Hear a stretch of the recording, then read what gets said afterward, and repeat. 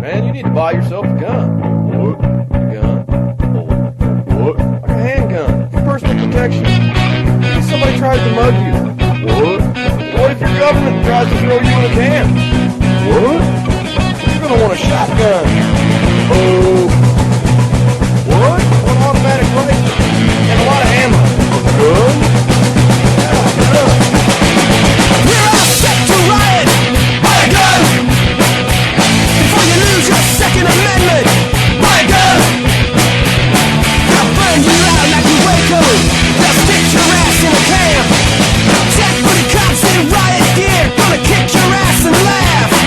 The revolution is on its way. Better lock and load your AK. Buy a gun, buy a gun, buy a gun, buy a gun, buy a gun, buy a gun, buy a gun before you wish you bought a gun. Buy a gun, buy a gun, buy a gun, buy a gun, buy a gun, buy a gun before you wish you bought a gun.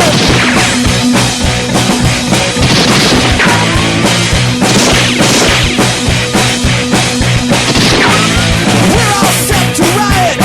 Buy a gun before you lose your Second Amendment. Buy a gun. They gave your money to the banksters. They stole your pension funds. It's time that we took to the streets. It's time we had our turn. A revolution is on its way, and the founding fathers would say, buy a gun, buy a gun, buy a gun, buy a gun, buy a gun, buy a gun, buy a gun before you wish you bought a gun. Buy a gun, buy a gun, buy a gun, buy a gun, buy a gun, buy a gun before you wish you bought a gun.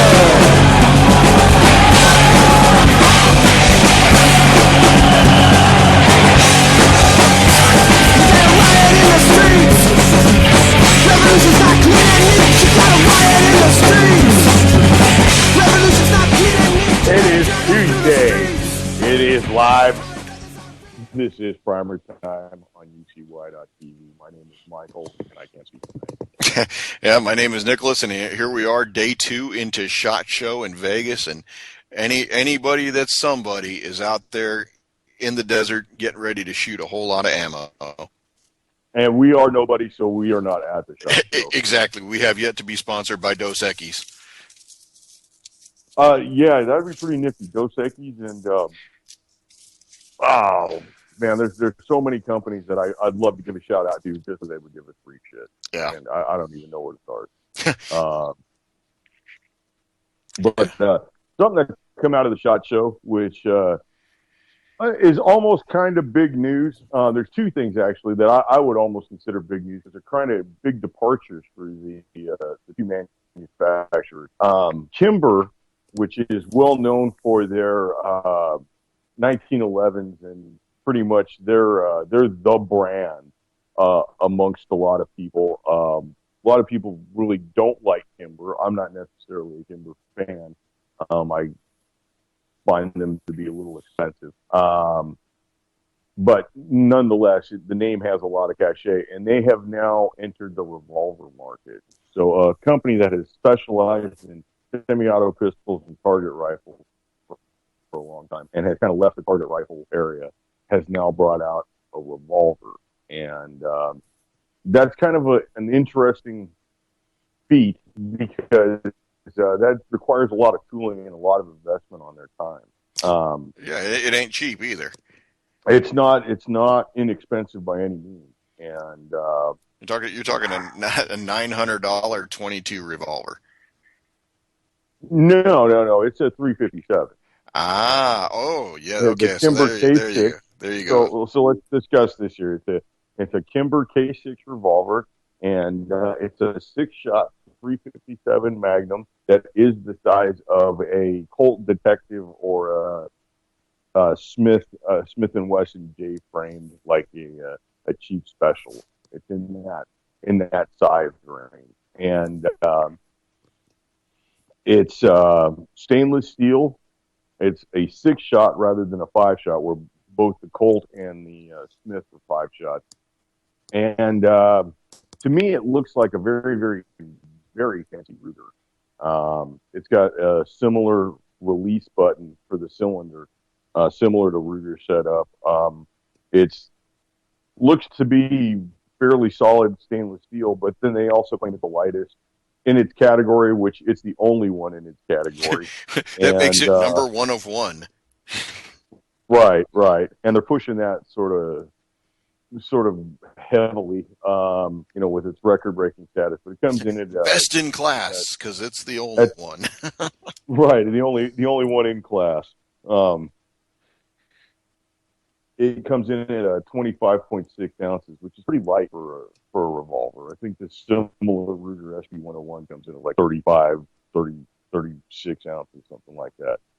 So, but then again, the SB-101 is sort of pleasant to shoot. Yeah. It's not necessarily a wrist wrencher. Yeah, I mean, from what you're looking at, I mean, it doesn't exactly have the standard profile of a revolver. I mean, you've got the cylinder, and it looks like it's pretty compact and snub in the front. Well, revolver tech can only go so far. I mean, it's truly limited by size and by materials. I mean, I think as far as you can take revolver technology, really has been what Ruger's done with their LCR series, and which are polymer framed with steel inserts and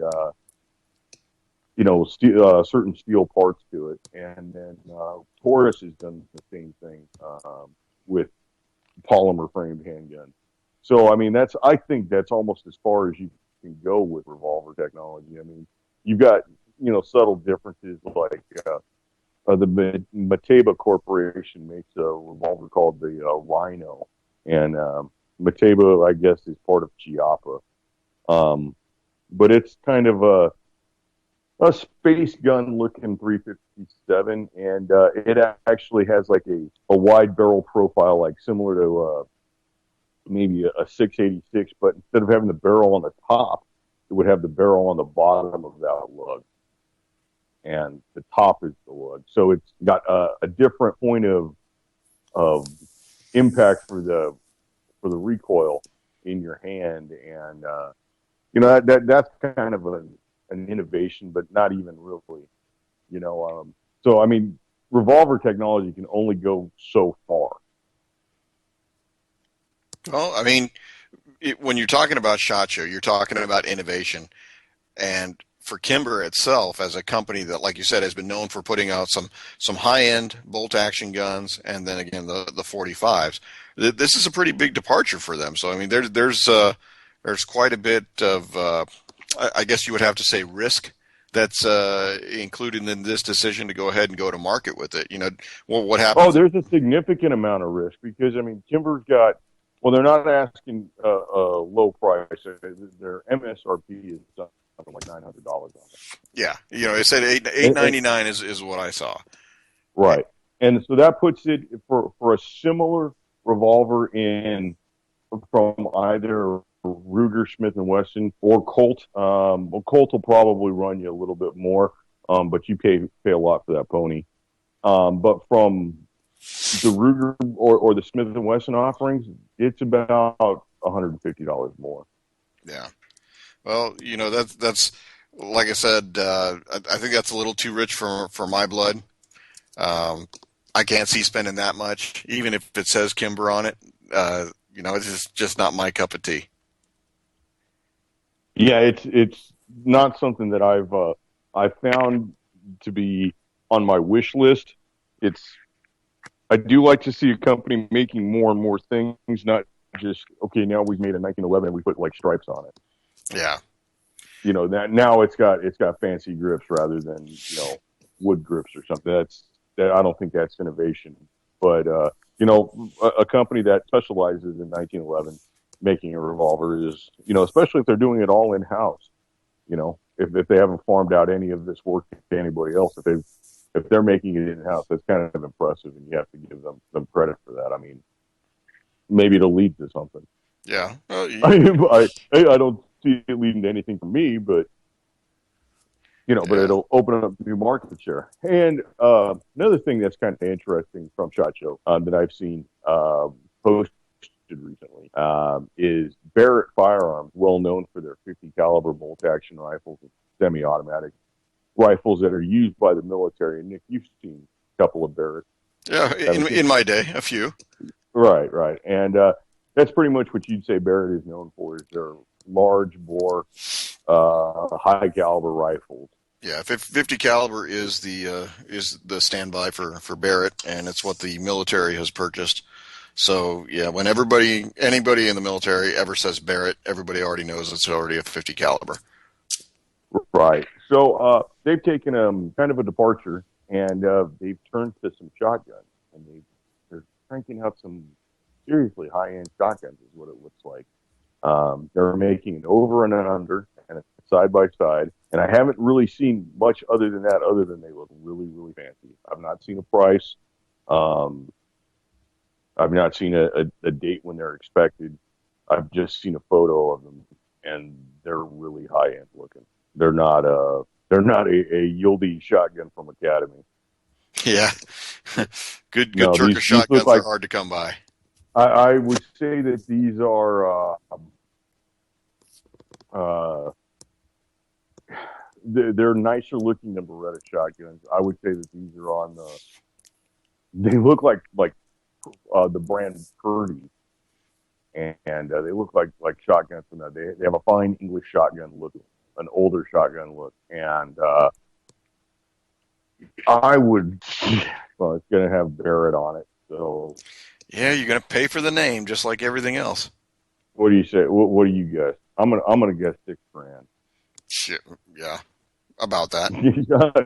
So, if you're in the need for a shotgun and you got $6,000 laying around, you may wish to go and yeah. And this is just a guess. We don't know if it's $6,000, but hell, it's got Barrett. Man. at a minimum. So I'm gonna go ahead and to bring up some information on my latest and greatest purchase here. Doing my part to make sure that I'm funding local industries in South Carolina and in Oklahoma. Went ahead and made some purchases immediately. Like even as the president was outlining his executive order that's yet to be seen on what he was going to do about gun violence in this country and how he was going to stem the tide. And I made some purchases, one of which was a stripped lower receiver that shipped from Palmetto State Armory within a few days. The other portion of that purchase was a separate company that went ahead and claimed that they had items in stock and did not charge me because I hadn't shipped anything yet, but made that order on the 5th of January. And as of this morning, still had not even received an email confirming it. So if, I was thinking, well, it's been 15 days. I should have some kind of traction. Should know one way or the other if this was, some kind of problem with the inventory tracker or maybe it was the mail and whatnot. So I went ahead and called the company, explained my situation to them, saying, hey, I purchased this 2 weeks ago, haven't seen a status update. It's just been saying that the item was processing. Just like to know what's going on with it. And the customer service rep went back a couple times to figure out what's going on, apparently claiming that they had a glitch in their system. The real-time inventory was incorrect, and they don't even know how I was able to place the order. So long story short, I canceled the order and decided to go back online this morning and look to see if I could find a lower build kit, something that had everything for me to go ahead and finish the lower. I didn't want to go ahead and try and piecemeal stuff together. And then also went ahead and found a stripped upper, one of the very few that I could actually find online that wasn't an arm and a leg, and the shipping wasn't outrageous. So I want to give a big shout to Fat Boy Tactical. I was able to pick up a upper receiver. It's a Anderson stripped upper receiver, $54, $10 flat rate shipping. And then also, Palmetto State was able to come out with the Magpul lower build kit and was able to pick that up for $129. Shipping on that was $8.50.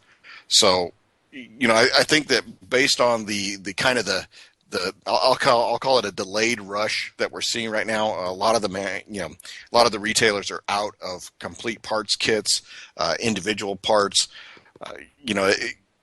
I think to be able to find that and get the confirmation from Fat Boy Tactical already that it's even shipped, that to me, warranted them getting a good guy today. That's kind of like the sign that the prize is on the way when you get the tracking number, because you can. I think that's the greatest innovation in the postal and shipping department ever for the consumer is the tracking number. But yeah, I think you're absolutely right. It's like a delayed rush. I think it's more of a stagnant rush.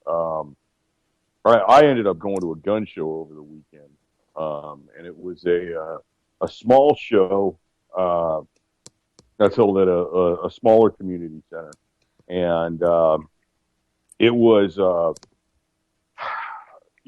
week after the Obama pronunciation, and I would dare say that there was a difference from the last time. Now, just to preface this is a show that has a lot of the same dealers that will go to it every time, and their inventory rotates. And I would say that this is one of the shows that has a higher percentage of private sales to FFL dealers. Right. All right. I noticed right off that there were less dealers overall, and a lot of the private guys were not at this show. Now, that could be because there were several different gun shows going on in the general area. I mean, by 200, 250 mile radius. There were probably 5 or 6 different gun shows going on now. They may have gone to those. Well, I mean, that's a pretty significant in that radius. That's a pretty significant amount of expos or trade shows. So well, yeah, but this is Texas, and I mean, there's like you're going to find one. If you look between any one of the major cities in Texas, you're going to find at least one gun show going on within that area that weekend, and that's almost every weekend except for. If Christmas falls on Saturday, you don't get a gun show that weekend. Or if Easter falls on Saturday. Yeah. Which Easter Saturday doesn't happen a whole lot. So, Easter Sunday there would not be a show. Yeah. Now, nonetheless, there are shows on other holidays, and actually, some shows that I've been to and worked at, they'll have like the cowboy church come in, or the Church of the Gun Show, and they'll actually have kind of a service on Sunday morning, prior to the doors opening and letting people in.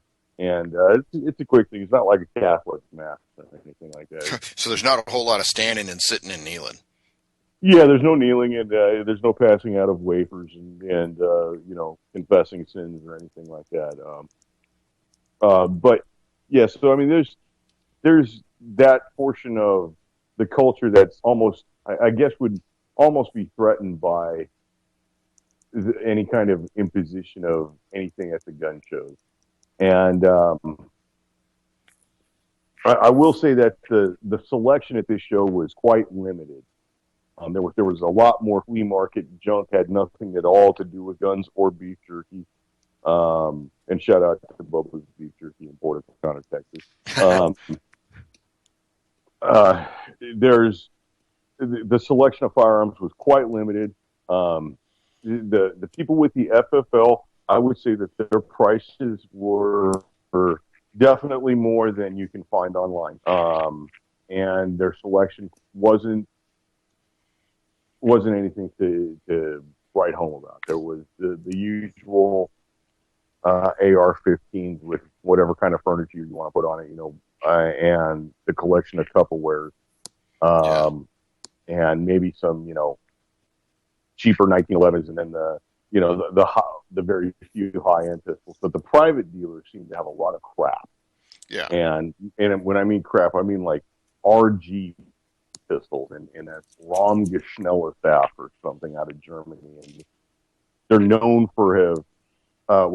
The RG-38 is the RG-22 is what shot Ronald Reagan, or it was the gun used to shoot Ronald Reagan. Other than that, they are a pile of crap. They if you pay more than $30 for one, you've overpaid, and put your life in danger, extremities in danger. They're made out of Zamac, which is a pot metal, and or a Zamac light, because I believe Zamac is a trademark name. But it's a zinc like pot metal, and they're really dangerous. I was going to say that sounds like 22 it's and prone to 38 and failure. 32. It is. They were really one of the last the last imported guns before like the point system came in, which is one of the reasons why we don't see a lot of, like, we never saw the Glock. I believe it was the Glock 20, was it? Or maybe it was the 16, which was the 380 double stack that would have been similar to like a 19. We never saw that, and because it didn't make enough import points. Yeah. Well, hey, I got to give a shout out to somebody really quick. Friend of the show and friend of UCY.TV. One of our regular chatters, Grump, is recovering, and just want to give him best wishes and hope he works out. All right, there you go. Get better. Yeah.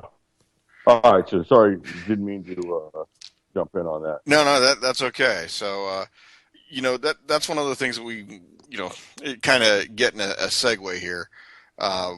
We started talking about, Obama and then this delayed or stagnant rush. One of the things that's the inconvenient truth for this administration is that we are experiencing more legal purchases and federal background checks than ever before, in deference to this agenda that is being pushed that, all-time illicit gun sales are at never before seen levels. We have more people buying guns, and we have more people buying guns legally and submitting for these background checks. It kind of makes that argument a moot point, don't you think? Well, absolutely. I mean, the numbers work out to something like one firearm transaction being processed by the NCIC by what is it? One every 45 seconds. Well, the raw numbers are 23,141,970,000 background checks, and this is up 15% from previous years, and nearly double from 2008 before Obama came into office. So, that should tell you something. I think that most law-abiding citizens no longer feel safe in their communities. Numbers also correlate with the crime actually dropping. Yeah, that's correct. And violent crime dropping. Now, what we've got is an increase in the media reporting on violence. Oh no, certainly, and not only that. In addition to that, what we have is the media's unwillingness to actually paint these numbers that they're trying to say, hey, we have way more deaths from gun violence. What they're neglecting to mention is that the bulk of deaths from any kind of firearm happen to be due to suicides. And it's disingenuous to me, at least from any kind of standpoint where credibility is called in, that you're willing to say that guns are the problem, and look at how many people are dying, but it's people dying by their own hand, and whatever method they're choosing to use. I've just seen something that shows that gun ranges in Australia now have to have the firearm tethered. They have to create some sort of system where, I guess if you go in and you can actually rent a firearm and shoot it at a range in Australia. That's one of the, permitted uses of a firearm there. But they've now have to install these like little locks, and all the firearms have to have some sort of cable attached to them, so the firearm can't be used on themselves. Yeah, it's like going to look at Gander Mountain or something like that and pulling a rifle from the rack. It's got a tether on it. Yeah, see, I haven't been to a Gander Mountain in a long time. Yeah. Last time I was at a Gander Mountain, I thought their prices were quite expensive for a lot of Mossberg. Yeah. Well, and if anybody even gets to the counter to talk to you. And that's not, and I mean, I'm not mocking Mossberg. The 500 and the 590 series shotguns are probably some of the finest products ever made. I think their 22 rifles leave a little bit to be desired, and I think they make a fairly serviceable bolt-action rifle, and they've got a real AR-15 that's an AR-15. Yeah.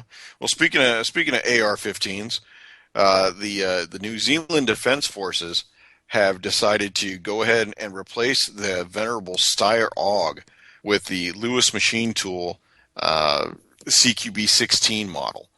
So this is it's interesting because a lot of people kind of remember the Steyr AUG looking as the other European nations, kind of like the carbine of the future. And right, it was a very space gun, but it's an old design. I mean, the AUG came into use in 1979. Yeah, I'll have to go back and look at my books on that, but I believe it's like 1979 is when it entered service. Yeah, the first time I ever old dated. Well, it was unique in that it was a bullpup design, which wasn't really the thing. The Americans had grown up, coming back from Vietnam with the AR, the Colt M16, the Eugene Stoner design, and having the magazine well in front of the trigger housing. They weren't used to seeing the magazine being behind the trigger group. And, it caught a lot of people's eye. And honestly, the first time that I ever held a Steyr was actually in Afghanistan. Some of my Irish counterparts that I worked with, they actually had that as their service rifle. And it was, it was kind of nice to be able to hold it and, see what it was all about. But it's the same thing. It was a NATO standard caliber. And I didn't particularly like the scope. I figured if you're going to have an integral scope, you should make it actually function. And I thought that the scope was not very well designed for the system itself. Well, is that a problem of like a military contract, or is that an actual function that the scope is crap? Well, I think that it's not that the scope is crap. I think that what it was originally fitted with was a very, very narrow scope. And basically what it comes down to is that you've got a barrel that's really getting hot, and it has this scope that's basically attached to the barrel group.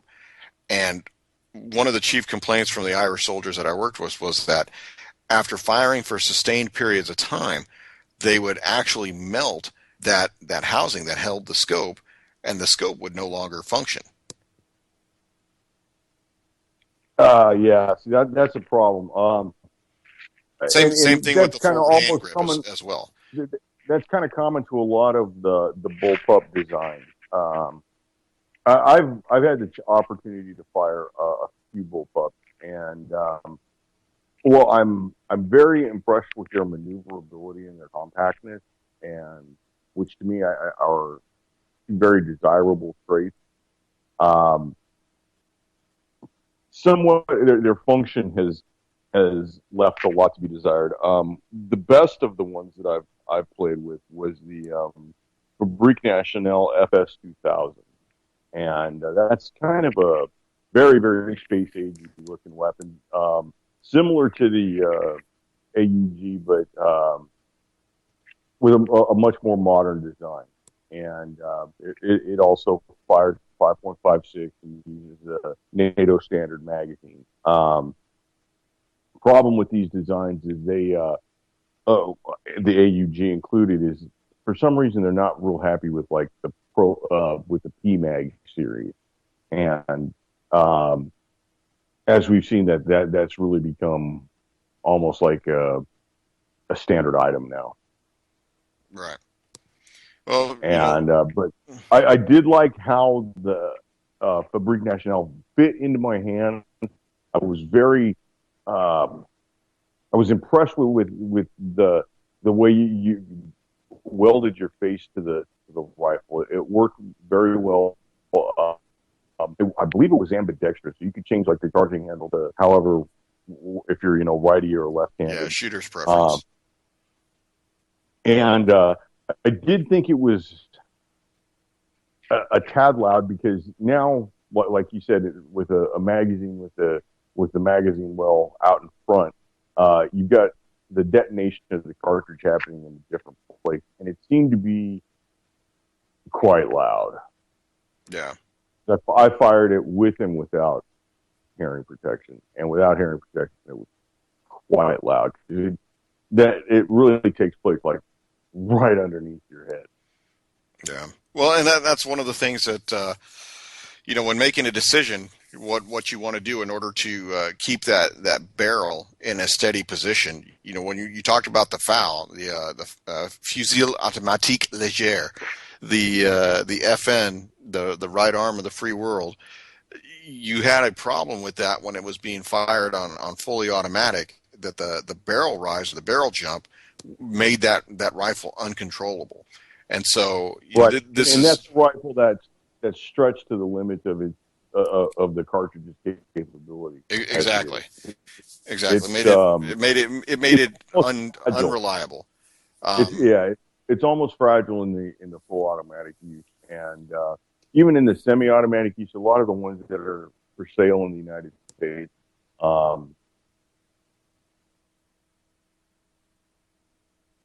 Yeah, I think. Are getting used to. It's a very simple. Yeah, Michael, did we lose you? Yeah, I think that when it comes to the FAL, the big problem is that it, like I said, it was very unreliable in the fully automatic configuration when it was being fired. That led to the development of the full on compensator versus flash hider.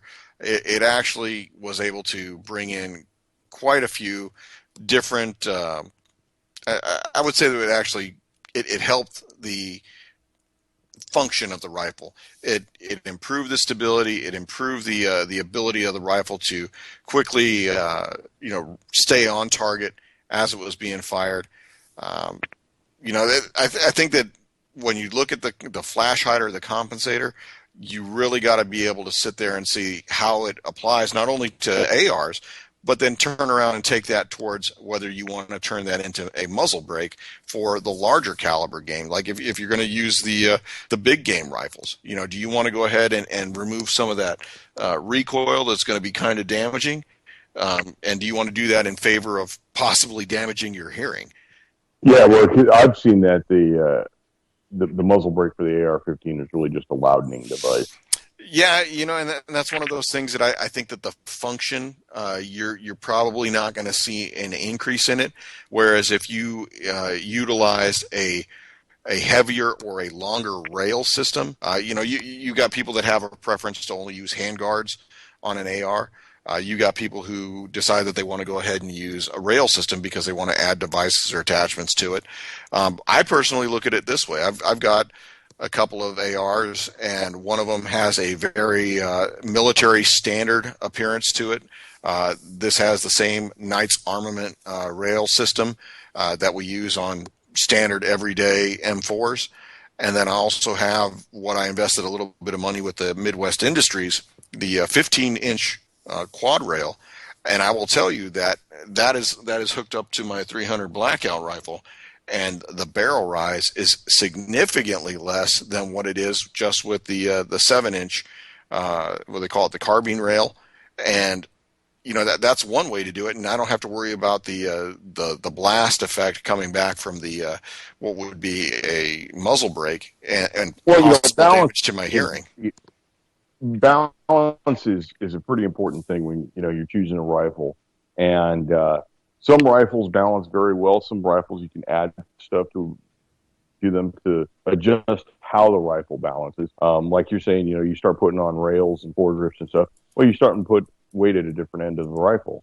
Oh, exactly, and that's the idea. I wanted to bring that longer rail system for two reasons. Number one is to give me a longer sight base when I go ahead and put on my sights. Basically I stretch that rail out nearly to the flash hider, and I'm able to go ahead and put that front sight all the way out there, and it does improve the accuracy as compared to, say, putting something at the 7 or 8 inch mark on that barrel. I'm already out there 15 inches from the barrel, and then probably another 3 or 4 back to the rear sight. And then the second thing is definitely the weight. And the point of having an AR is to be able to rapidly acquire a target, engage it, and engage it again. So, that's one of the things that I think, as compared to, say, the FAL, which is shooting a 7.62 cartridge, which is the same thing that the 300 Blackouts are doing. It's just the case length difference and the amount of powder that's pushing the bullet. So, you've got the ability, to actually kind of have the best of both worlds, I think, when it comes to the AR series versus the FN, or the battle rifle series. I guess what we could call these, instead of assault rifle, which everybody wants to say it. I mean, these are battle rifles. These are rifles that were designed to be used in conflict. Right, and they were designed for guys that were of a decent size. You don't see a lot of nations with smaller people using the FAL anymore. Yeah, exactly.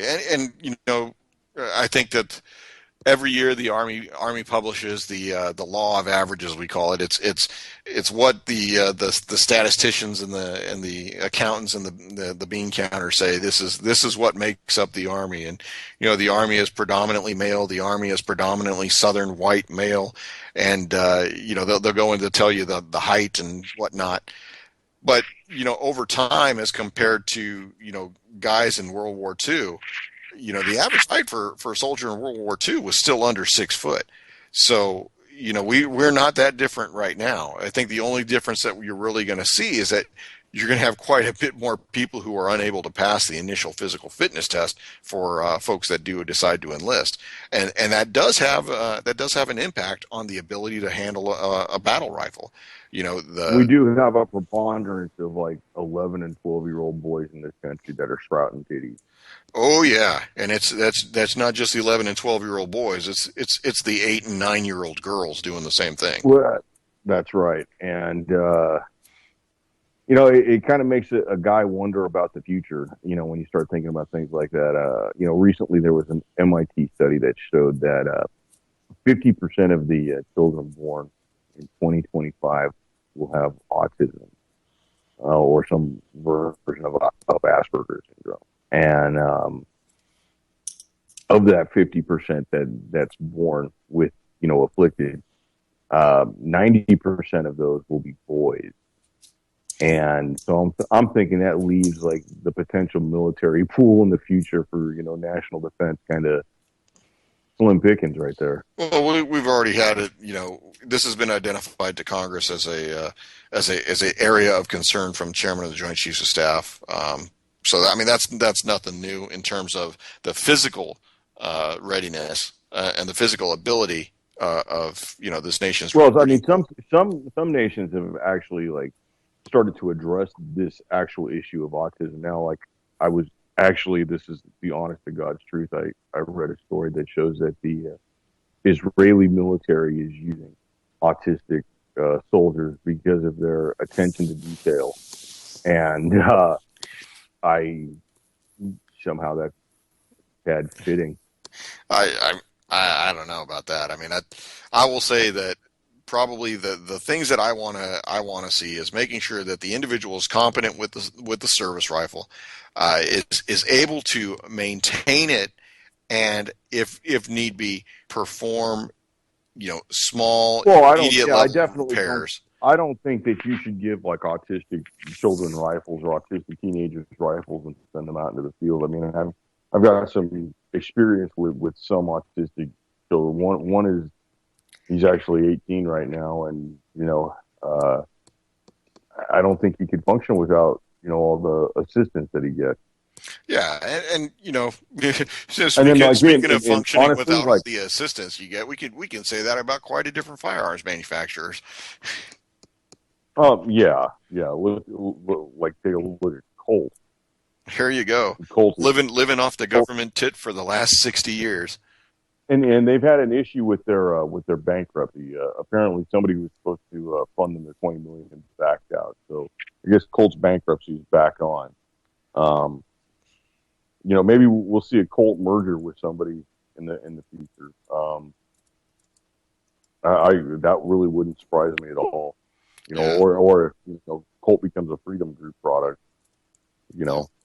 Well, I mean, I was saying, hey, when you look at it, Colt's known for their 45s. I would say, Rock River Armory should pick up that line. That would be a big score for them. They might get bought by one of the Turkish companies. I mean, like a Colt Connect or a Colt Tethys or something like that. A Gerson Colt out of Turkey, or that wouldn't a Stoger Colt made in Turkey. Yeah. I mean, Colts experimented with different designs from other manufacturers. Colt made a pistol called the All American 2000 in 1999, and it was a double action 9mm, a higher capacity magazine. I believe they held 16, and it was kind of an innovative design. It was designed by Eugene Stoner, and it was designed by Reed actually, and it was an Armalite design. Well, it worked fine as it was originally designed, but Colt being Colt, put money in front of everything else and changed the design around, and the pistol kind of turned out to be a big pile of crap. They're kind of rare now because they made the pistols first with a metal frame and really nice wood grips and really really nice rich deep bluing on it, and then they went to a polymer frame, and it's one of their failures.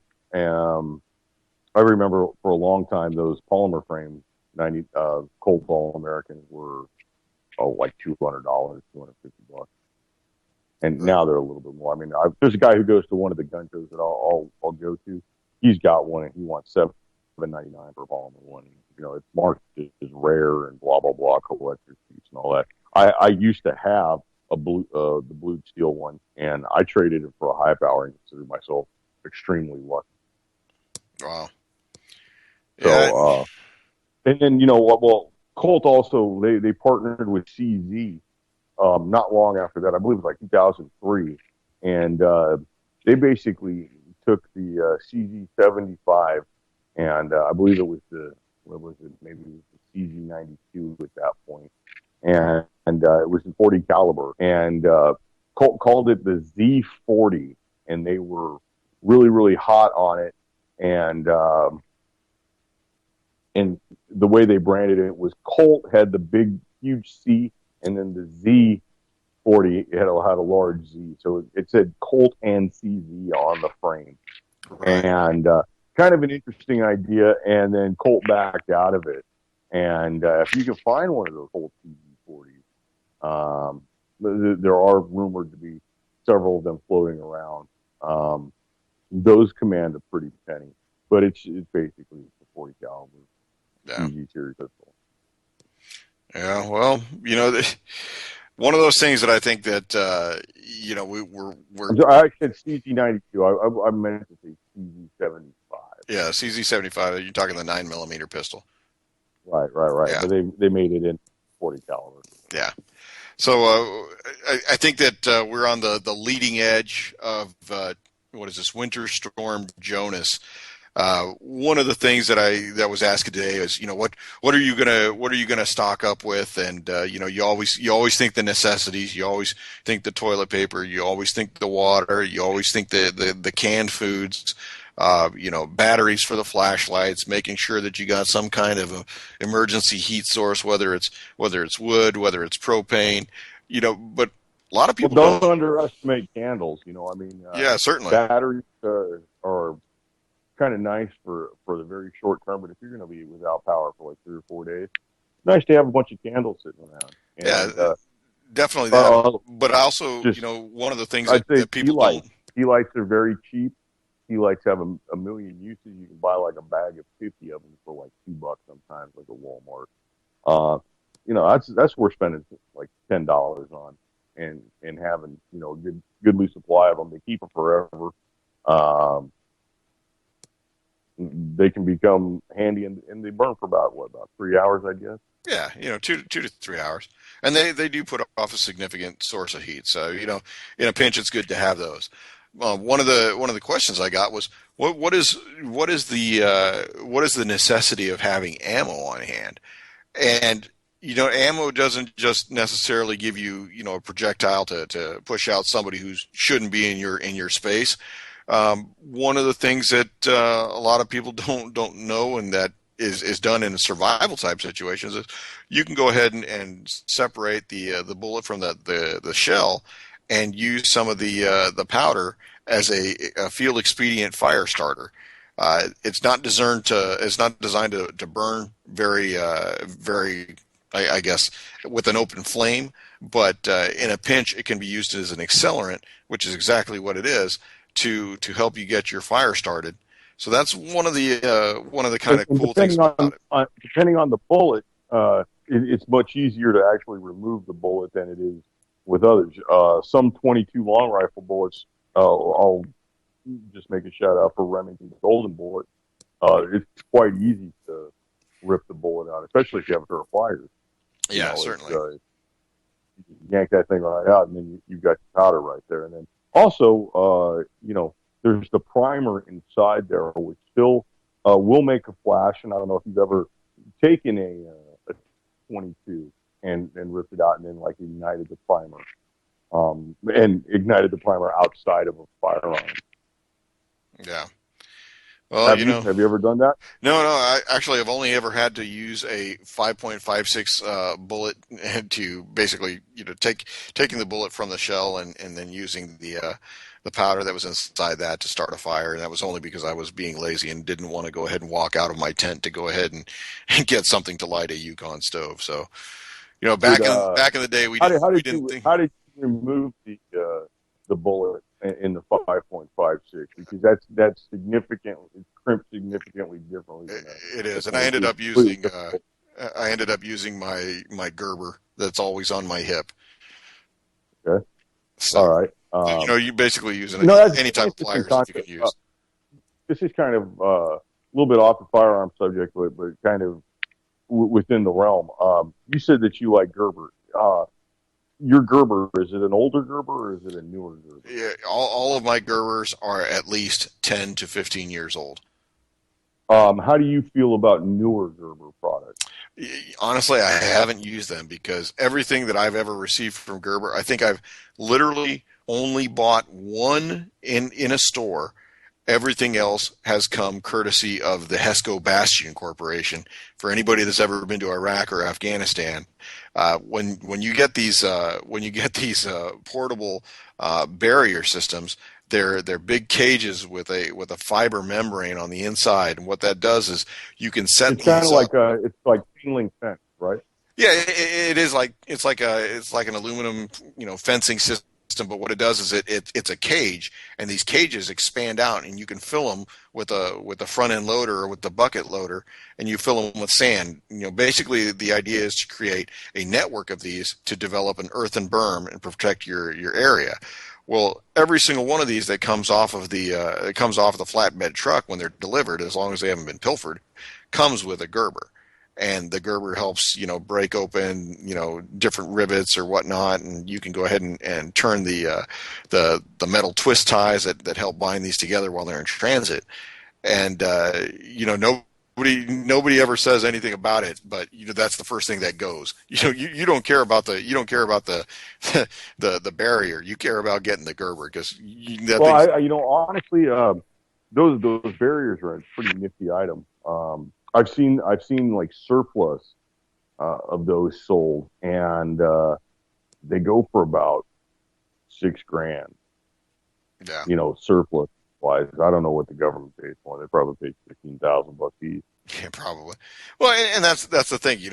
What's the average individual going to do with a Hesco Bastion container? Well, I'll tell you what, that makes a badass wall if you got a big enough yard. Yeah, you're gonna, most of those are 8 to 10 feet high.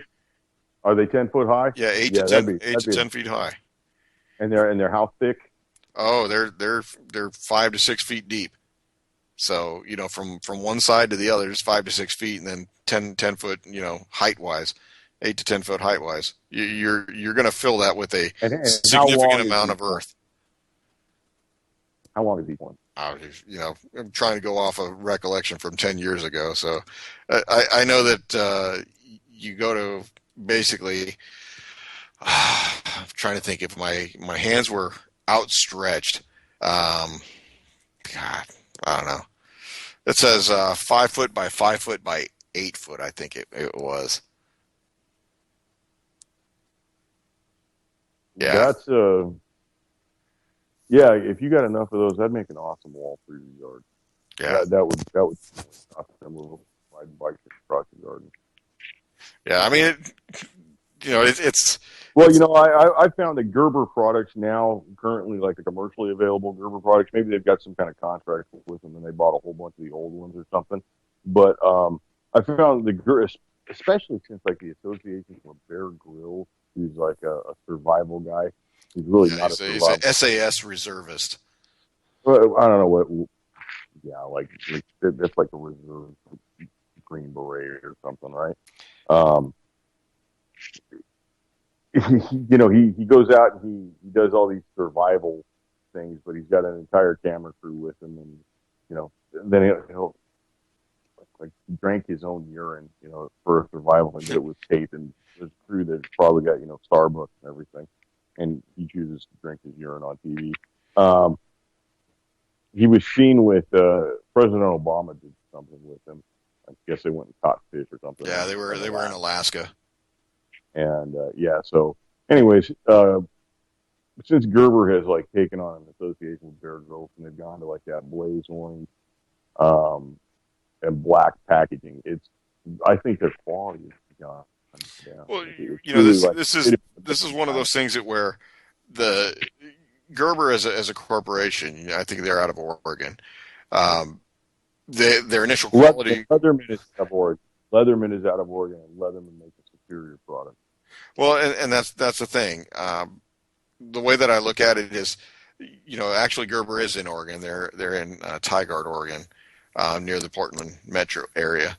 So the thing that I don't particularly like is that Gerber used to have just your standard needle nose pliers with your files and your different cutting edges, and then you had your fishing eyelet, you had your Bunch of screwdrivers. Yeah, your screwdrivers, and then like I said, your nail file, or you even could get one that had a removable, and I think you can go for a metal cutting blade, or you can switch that out for a scalpel. There were some that had like little sockets that. Right.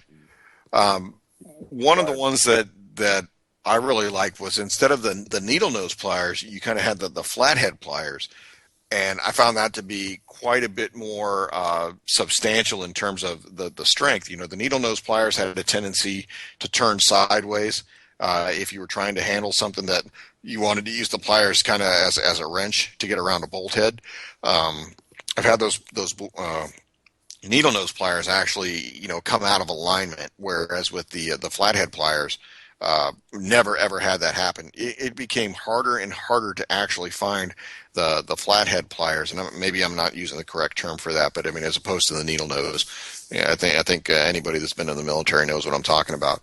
I think Are you talking about the ones that had like the little like I guess they were some sort of like demolition tool? They had like a little round circle at the top, like near the nose. Yeah, so you've got down in the back usually come where the pliers actually come together. At the very back, you'll have like a wire cutting device. Right. Yeah. So was there another one that had another like wire cutter up near the tip, and that was no, that wasn't a Gerber. So you're looking at an average cost for these anywhere between $65 and $90, and then you could probably find it in the median for about $70, $75. That's what I grew up with, and people are creatures of habit, and that's what I like. That's what I know. I like the one-handed operation, and plus, you could use a Gerber to maintain just about anything on an AR series rifle. So whether it was to help you get the handguards off, the handguards were notorious for sticking in the M16A2s. And then thankfully they decided to go to rail systems, and you don't have to worry about taking those off.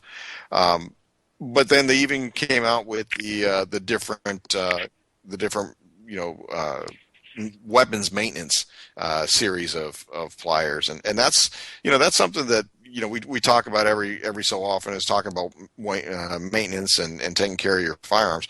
With this storm coming up, if you're going to be inside and you've got an opportunity to have like a work area that's attached to the house with a garage, and you can get a little ventilation, maybe now's a good time to go ahead and sit down and kick on the outdoor heat and put some cleaning rods down your rifles. Do some type of weatherization. Yeah, I agree. Bust out the ballistol and get the scrubbing. Yeah, I think that's a good idea. That kind of brings up a subject that probably deserves a little bit more time, but it's been revealed that a lot of the firearms lubricants and preservatives have actually been revealed to be things like Crisco or coconut oil. Yeah. So at that case, go ahead and use mobile. Use the Mobile One synthetic or something. Do something. And any kind of oil is going to help.